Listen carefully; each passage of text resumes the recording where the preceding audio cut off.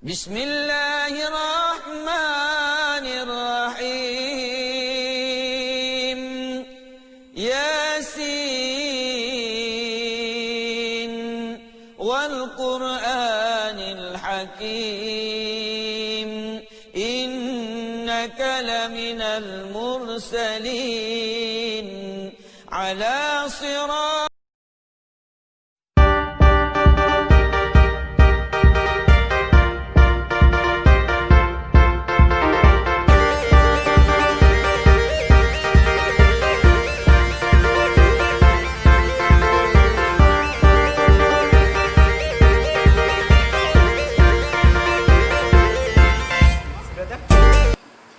Baik, assalamualaikum warahmatullahi wabarakatuh.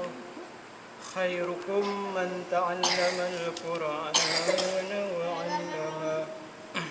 Sebaik-baik kalian adalah yang belajar Al-Quran kemudian mengajarkannya.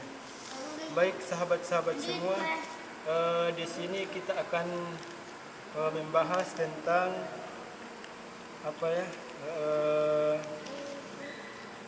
kita akan membahas makhrijul huruf atau dalam bentuk mufradatnya. Makhraj huruf adalah tempat keluarnya huruf pada saat huruf tersebut dibunyikan. Baik, kita masuk secara garis besar. Makhrijul huruf itu dapat diklasifikasikan menjadi 5 macam. Yang pertama itu tadi 5 macam. Iya, 5 macam. Yang pertama itu al-zawf. Al-zawf itu huruf yang keluar dari rongga mulut. Nah, makhrijul huruf yang terletak pada rongga mulut, huruf-huruf yang keluar dari tempat ini ialah huruf mad, yaitu huruf alif, waw, ya. Ada 3 huruf. Kemudian huruf yang kedua huruf yang keluar dari tenggorokan itu atau al-halq. Itu huruf yang keluar dari tenggorokan, yaitu makhrijul huruf yang terletak pada tenggorokan. Makhraj huruf yang keluar dari tempat ini terbagi menjadi 3 macam. Yaitu kita bahas yang pertama, pangkal tenggorokan atau aqsal halq. Dari tempat ini keluar huruf hamzah dan ha.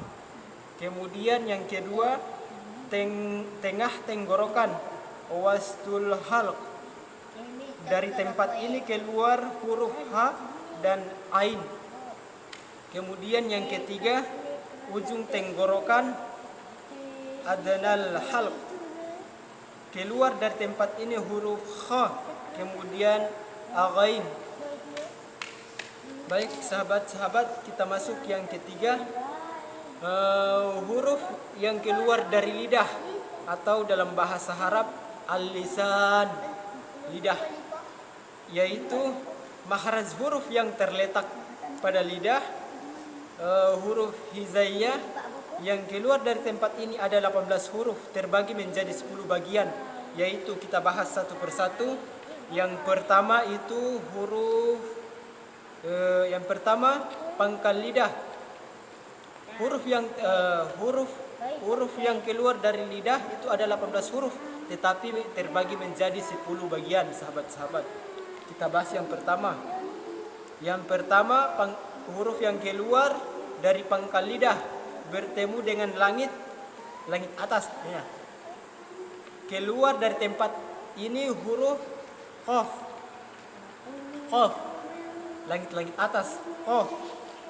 Baik, kita masuk yang kedua.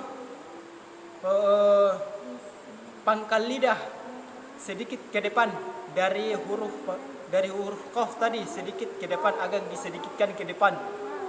Dari makhraj huruf qaf bertemu dengan langit bagian atas. Dari tempat ini keluar huruf kaf. Kaf biasa. Kaf berbentuk L, kemudian ada hamzah di atasnya, itu kaf biasa. Kemudian kita masuk yang ketiga, huruf yang keluar dari tengah lidah. Nah, sahabat-sahabat, ini huruf yang keluar dari lidah itu ada 10 bagian ya. Jadi jangan salah paham. Kita bahas yang ketiga, huruf yang keluar dari lidah. tengah lidah. Kemudian yang berikutnya tengah lidah. Dari tempat ini keluar huruf zin, shin, kemudian ya. Zin, shin, ya.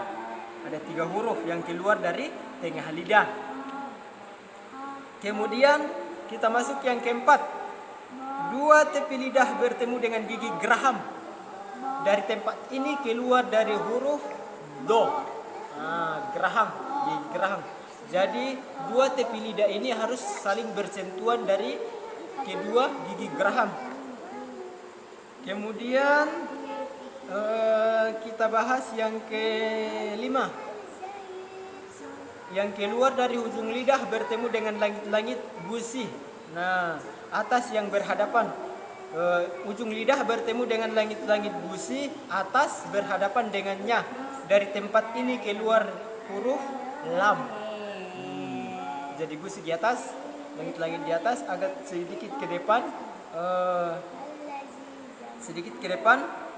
berdekatan dengan gigi yang di depan. Jadi ujung langit paling ujung ini. Kemudian kita masuk pada yang ke-6. Nah, yang ke-6 ini huruf yang keluar dari ujung lidah. Bergeser sedikit ke bawah dari makhraj huruf lam tadi. Bertemu dengan langit-langit atas yang berhadapan dengan, dari tempat ini keluar huruf nun. Huruf nun. Kemudian yang ke-7. Huruf yang keluar dari lidah. Kemudian yang ke-7-nya itu dekat makhraj nun dan masuk pada punggung lidah. Punggung lidah ini. Kemudian dari tempat ini keluar huruf ro. Sini. Di atas langit-langit. Keluar huruf ra. Kemudian berikutnya yang ke-8. Yang ke-8 itu ujung lidah bertemu dengan ujung gigi seri atas. Dari tempat ini keluar 3 huruf. Yang pertama zal, kemudian sa, yang ketiga zah. 3 huruf. Baik, sahabat-sahabat, ada 3 huruf. Huruf yang keluar dari ujung lidah itu ada 3 huruf. Zal, sa, kemudian zah. Kemudian kita masuk yang ke-8. 9. 5, 6, 7, 8, 9. Iya, kita masuk pada yang ke-9. Yang ke-9 ini huruf yang keluar dari ujung lidah bertemu dengan pangkal gigi seri atas. Itu ada 3 huruf yang keluar. Dari tempat ini keluar 3 huruf. Yang pertama ta, kemudian dal, dan ketiga ta. Dalam bahasa lain toh. Ingat sahabat-sahabat. Kemudian kita masuk yang ke-10. Yang ke-10 ini huruf yang keluar dari ujung lidah bertemu dengan ujung gigi seri bawah. Ujung lidah bertemu dengan gigi seri bawah itu ada 3 huruf yang keluar. Yang pertama zal, kemudian yang kedua sin, kemudian yang ketiga sod. Baik teman-teman semua, yang pertama zai, kedua sin, ketiga sod. Nah, baik sahabat-sahabat semuanya, kita masuk pada yang keempat. Huruf yang keluar dari asy-syafatain. Huruf yang keluar dari 2 bibir. Yang pertama kita bahas dulu huruf yang keluar dari 2 bibir, yaitu tempat keluarnya huruf yang terletak pada bibir, kemudian atas dan bawah huruf. Kemudian yang keluar dari tempat ini terbagi menjadi 2. Kita bahas satu persatu. Yang pertama itu di antara 2 bibir dalam keadaan terkatup keluar huruf. Yang pertama keluar huruf mim, kedua keluar huruf ba, dan jika terbuka keluar huruf waw. Di antara 2 bibir dalam keadaan terkatup. Nah, yang pertama jika pergerakannya keluar maka itu disebut huruf mim. Kemudian huruf ba yang kedua. Kemudian jika dia terbuka, Dalan no ini. maka huruf itu disebut dengan Dalan huruf bukno. waw. Anong Nah, betir deh? kita bahas yang kedua. Betir nih. Yang kedua, Betir nih. kita bahas huruf yang keluar dari perut bibir bawah. Oke. Perut bibir bawah di sini ya, dirapatkan dengan ujung gigi atas. Dirapatkan berarti begini. Itu dirapatkan.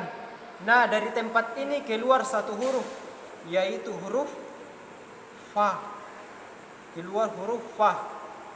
Nah, kita masuk yang kelima. Nah, ada yang berpendapat itu 9 dan ada yang berpendapat 10. Jadi di sini saya bahas sampai 10. Yang kelima itu al-khaisum, yang berarti huruf yang keluar dari rongga hidung. Rongga hidung. Kita bahas dulu huruf yang keluar dari rongga hidung. Nah, yaitu dari makhraj. Ini keluar bunyi dengung, dengung. Nah, huruf dengung berarti huruf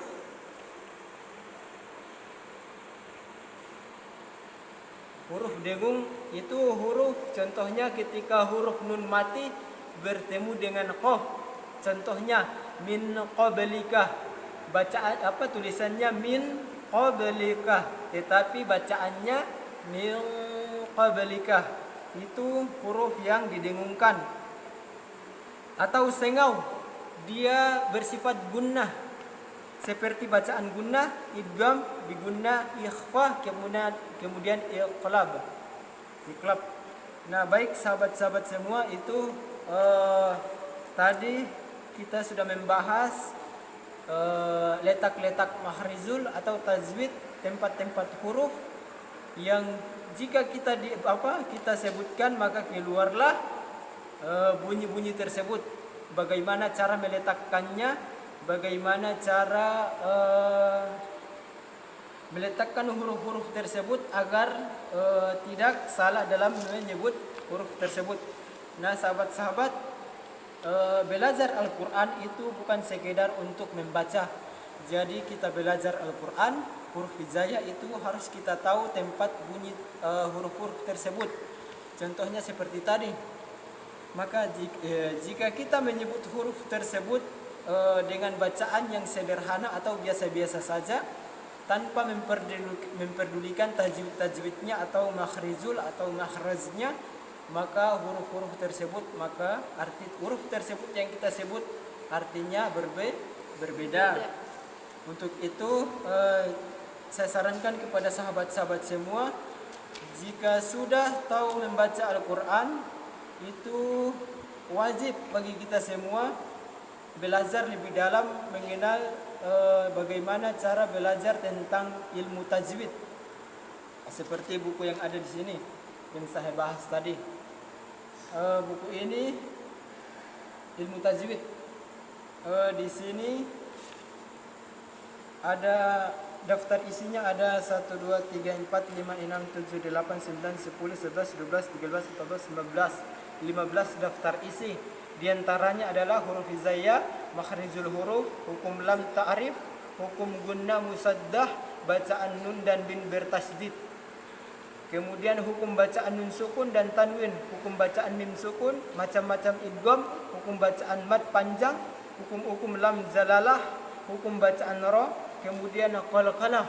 Nah, kemudian waqaf, gharib, ayat-ayat sajadah, kemudian adab membaca Al-Quran. Nah, baik sahabat-sahabat semua, tadi kita baru bahas satu, yaitu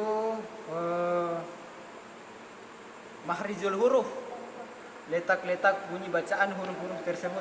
Baik sahabat-sahabat semua, sekian dari saya. Lebih dan kurangnya, jika ada kesalahan dari penjelasan tersebut, jika ada penjelasan yang kurang tepat atau salah dalam menjelaskan huruf-huruf tersebut, tolong dimaafkan, karena saya juga hanyalah manusia biasa seperti sahabat-sahabat semua.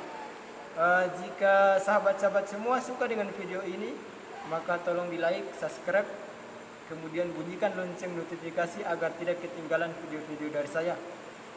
Bagi sahabat-sahabat yang tidak suka video ini, tolong diabaikan, jangan berkomentar yang tidak-tidak, karena saya di sini untuk membagi ilmu dengan sesama. Belum tentu apa yang kalian tahu itu saya tahu, belum tentu. Dan apa yang saya tahu belum tentu kalian tahu. Jadi kita di sini saling memperbaiki, saling berbagi. Jadi di sini kita hanya siapa tahu sahabat-sahabat kita di sana masih bingung. Jadi saya membuat video ini untuk kita semua, kita belajar bersama. Baik sahabat-sahabat semua, akhir kata dari saya.